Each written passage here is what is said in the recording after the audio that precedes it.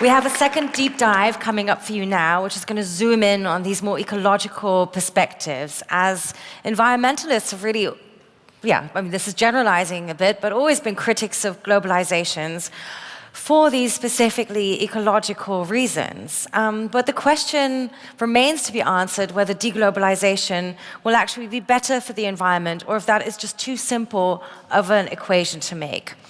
Jule Bosch is an innovator and an expert and founder. She's received multiple awards for her work and is now going to help us answer this question. Please give a big round of applause to Jule Bosch.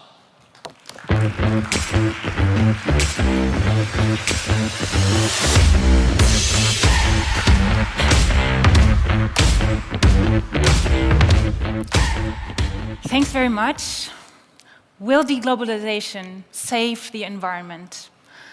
I feel that this question is very relevant, and it's also full of hope. It's an expression of our hope that something that is so bad for the economy, obviously, might be at least a little bit good for the environment. So I have to start this talk with a bummer. Deglobalization is not going to save the environment. Because if we look at it, there are certain things that are closely connected to deglobalization, like, for example, fracking that we want to take to Germany, to the federal state of Saxony. This is, of course, deglobal, but it's not good for the environment. And on the other hand, we have global movements like Fridays for Future, Extinction Rebellion. They are collaborating across cultures, across countries, across languages, which is global and very good for the environment. So, no, deglobalization will not save the environment. Something else might, and we will get to that, I promise. If we are talking about this question, we have to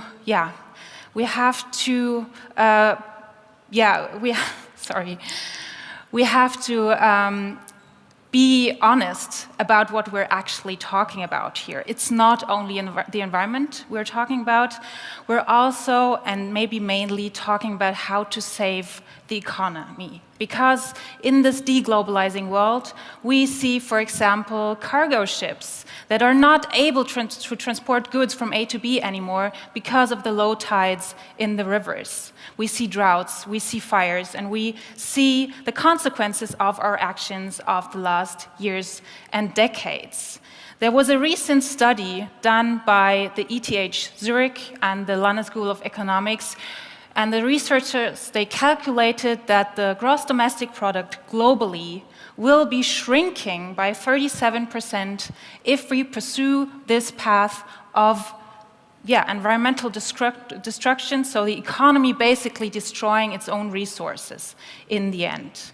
So hopefully, we have now come to a point in time where we accept and realize that the economy and the ecology and ecosystems are basically one and the same thing, and that we have to invest in both in order to save us, to save humanity as a species, and to save the economy.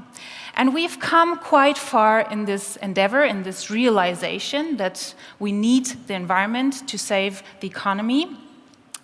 If we look at this picture, for example, we see that in the 70s, it was mainly the hippies who were demanding more environmentalism. Of course, there was the address, the publication of the Club of Rome on the limits of growth, but it was not mainstream. Now we're talking differently. We see the Larry Finks addressing their shareholders, telling them that sustainability should be a top priority for all investment decisions. So, as a futurologist, I can tell you that these 50 years, this is exactly the time we need for a trend to become a megatrend and to impact all areas of society. So what has changed? Of course, in the Western world, we are already and also experiencing the negative effects of our actions of the last decades. We see droughts and floods and fires. In the business sector, we also see changes. We see customers demanding more environmentalism. 80% of customers in the retail sector, according to a study done by Opinio last year, 80% are demanding their purchases to have positive environmental impact. Then, of course, there's financial risk connected to the question of potential regulation. There's also financial risk connected to the scarcity of resources, which is heightened by the global crises at the moment, and also by too little environmentalism. And the fourth factor is employees. And this is underestimated a lot of times. Employees, fewer and fewer employees are willing to work for companies who are in the end destroying their livelihoods and that of their children and grandchildren. So sustainability is not a nice to have. It's a prerequisite for long-term success, for stability, for resilience in our economy and in society at large. And that, in the end, is always a matter of innovation. And the innovation we need right now in sustainability is disruptive. What it means, disruptive innovation, we've learned that in the digital revolution. Some of us have learned it the hard way. We need this again, and we see this again now. There will be companies that are able to provide your products and services, but without destroying the environment, or even by regenerating the environment. And this is exactly what Clayton M. Christensen, that you see here, meant when he was talking about disruption. It's not something happening by chance. We did not see it coming, but it's something that can be applied very strategically in innovation, and it's about dissolving opposites. In the digital place, it was mostly about the opposite between quality and price. So we could reduce price by scaled-up software solutions and still deliver high quality. Now the opposites that we need to dissolve are that of financial success and environmental degradation. And as soon as we are able to provide goods and services that do not destroy the environment, we are being disruptive. So it's not a matter of a nice to have. It's not charity. It's not chance. It's a matter of innovation and disruption. And you can transfer that to your own context. I know it's quite hard. It's not so easy, but that's always the case with innovation. It takes time, it takes creativity, it takes really good people, and then you are able to be at the forefront of this development. What it also takes is a recombination of the things that were already there. So it doesn't have to be about reinventing everything, reinventing the system from scratch. We can even combine stuff that we know from before and adapt it to a new circumstance. And I want to present you one very simple and well-known business model that is very relevant in a deglobalized world, and it's called pay-per-use. And maybe you know the example of Rolls-Royce, who is applying this kind of business model for over 50 years now. And of course, there were other reasons for it than sustainability, but I will tell you in a bit why this is, again, very relevant. So what Rolls-Royce saw 50 years ago was that with their engines that they were producing, the customers were not so well in the business of maintenance. So the airplane companies didn't want to maintain these engines, and they weren't good at it. So they changed the business model, produced these engines in a way that they could be repaired, so high-quality products, and they did not sell the engines anymore, but the usage of the engines, and it was called power by the hour. And it's still very relevant. These after-services are very relevant for the revenue stream of Rolls-Royce. They make up to 50% of the revenue of the company. In a deglobalized world, this business model is so relevant because what we see is when we relocate the production of our products back to maybe Germany, so made in Germany as a revival, we might raise the prices as well, but we also raise the quality of the products. And if we want to have a successful business case here, we have to innovate on the business model. And with that, we can achieve more transparency in supply chains. We can have a very long-term relationship with customers. And in the end, we might even eradicate waste. And this is something that Professor Braungart would really appreciate. He's calling, or he's demanding for a different kind of business model in the tech world for a few years now. He's one of the inventors of the cradle-to-cradle approach, and he says we have to switch from selling products to selling the use of products.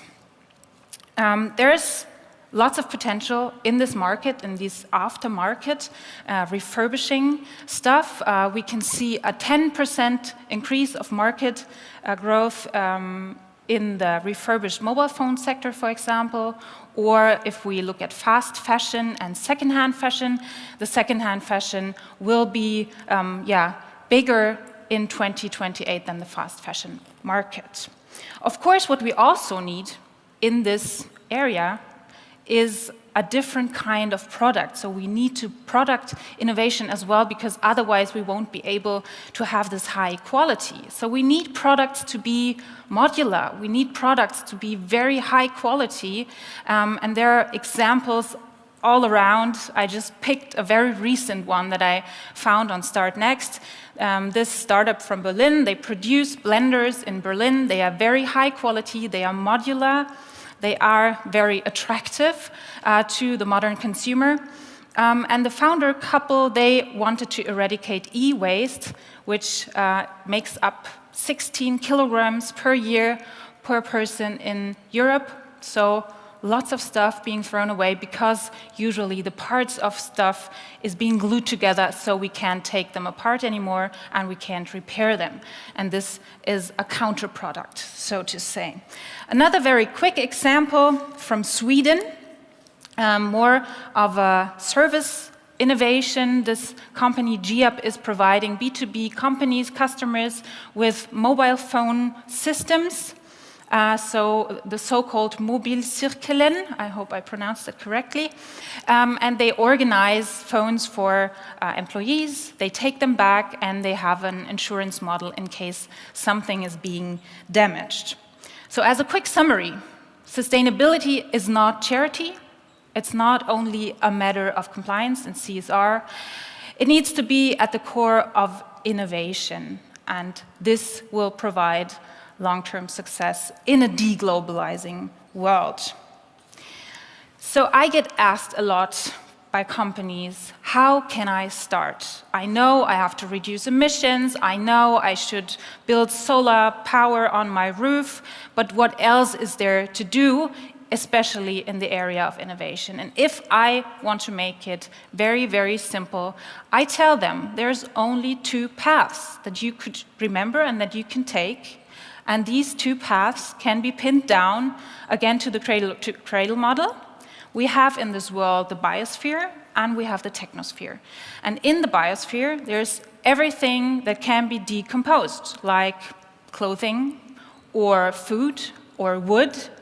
And the aim here is to have a closed loop of nutrients. So we can think of material innovation, and we can think of production innovation. We want to produce materials that decompose without a negative effect on the environment, or even a positive effect, so regeneration. We want to keep the nutrients in the cycle, which is also relevant right now if we look at a crisis with fertilizer. Fertilizer prices are very, very high at the moment because usually we import them from the Ukraine. If we would keep the nutrients of our stuff to ourselves, we wouldn't have this big problem of too little nutrients in our ecosystems. In the technosphere, we have to think of business model innovation and waste management innovation. Business models is what I already talked about. There are, of course, many more examples of business models that are sustainable and suited well for a deglobalizing economy. We also have to think of waste management innovations, so take-back mechanisms, circular mechanisms. We want to keep the resources that we give out to customers. We want to have them. We want them to return them. And I think it's really crazy that in the last years we didn't pressure or incentivize customers to give us back our resources. So, in the end, what it comes down to is these two things. We can start by becoming less bad, reducing emissions, offsetting emissions, reducing negative impact, and this is all the things that we connect to becoming neutral in this world. But neutral is not enough. We have to think about how to be actually good by doing business. We have to think of innovations that cater into this process of eternal renewal that is very natural in the environment. And it's possible. It's possible that we can do that, but we need innovation for that. And I talked about business model innovation, I talked about material innovation, I talked about all kinds of stuff. One of the big questions today is, what do we do with all the industry, all the physical assets that we have? Can we transform them too? Can we turn them into positive aspects in this world?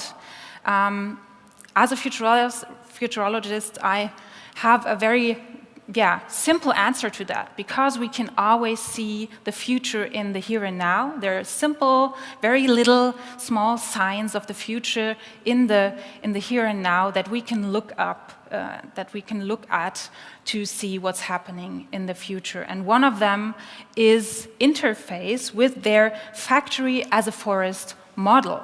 And they are aiming at what I just asked. They are aiming at transforming their production sites. And they are doing this with one of the inventors of the biomimicry approach, Janine Benjes. And what they're doing is they have a factory in the US, and they want to transform it in a way that has positive effects on the environment. What they're doing is they have a reference ecosystem, like a forest or a swamp, that is right next to the place where they produce. And they measure the ecosystem performance of that ecosystem, namely how much water is being filtered, how much nutrients are being put into the soil. And these are the KPIs to redesign the factory in a way that this factory achieves the same ecosystem services as the ecosystem right next to it, as the forest or the swamp. So it's possible. We have to be creative, we have to be innovative, but in the end, there's ways, and they are not out of this world, they are already there. We just have to take a look. So as a quick summary, we can say that deglobalization will not save the environment, but sustainability might help save the economy. And the key to that is innovation in the era of the biosphere or the technosphere, and by becoming actually good for the environment. So building a regenerative economy and not just a sustainable one.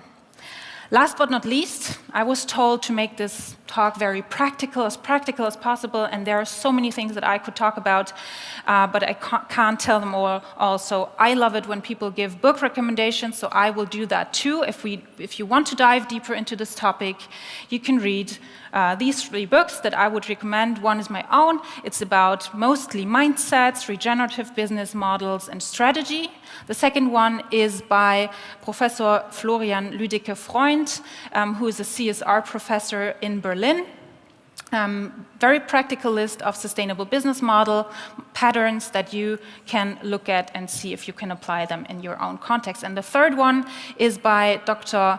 Günther Faltin, also a professor here in Berlin, teaching entrepreneurship, and this book is about creatively bringing down the price of products, but without compromising on quality. So very relevant in this aspect of a higher quality when we relocate businesses. So without further ado, I wish you all the best for your sustainable or even regenerative innovation journey, no matter if it's global or local or glocal. Thank you.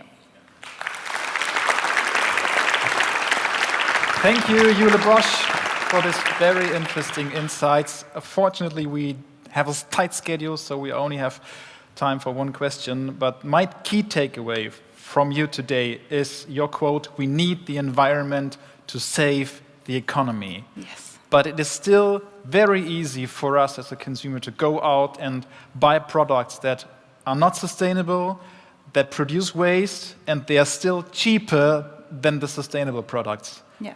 And my question is, why is that? Because we put all the responsibility on consumers. The companies who I work with often tell me, yes, but the consumer wants it that way. But that's not the case. And I ask companies to take responsibility and to tap into their innovation power, because this is what they are very good at. Thank you, Jule, for these insights. Thank you.